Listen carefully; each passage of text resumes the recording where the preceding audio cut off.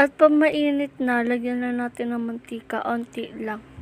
Initin muna natin. At 'pag uminit na, ilagay na natin yung sibuyas.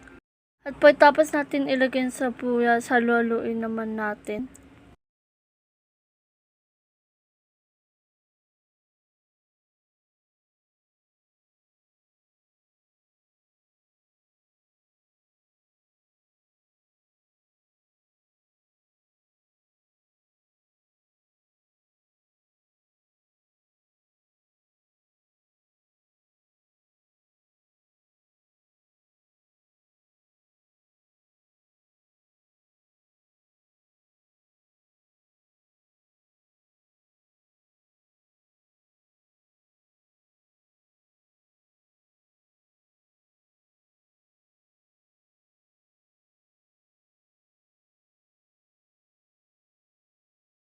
At 'pag naluto na yung sibuyas, ilagay naman natin yung siomai. 'Pag nalagay na natin yung siomai, lutuin naman natin.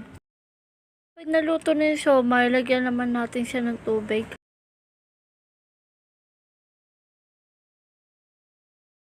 Pagkatapos natin lagyan ng tubig, lagyan naman natin siya ng asin.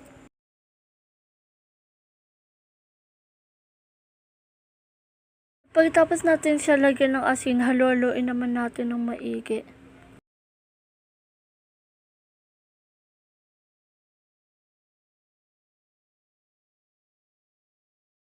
Halo lang tayo ng halo hanggang sa kumulo.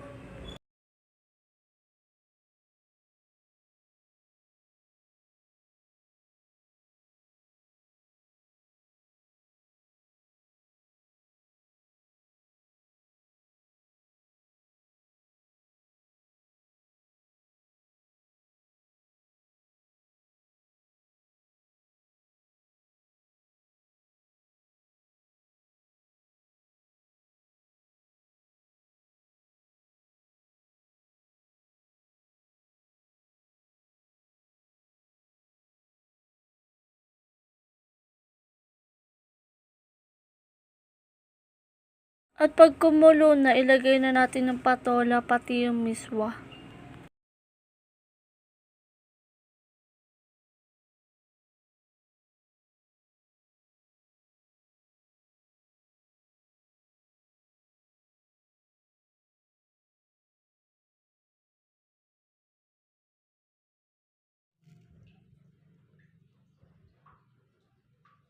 Pag nalagyan na natin yung patola pati yung miswa, halu-haluin naman natin ng maigi.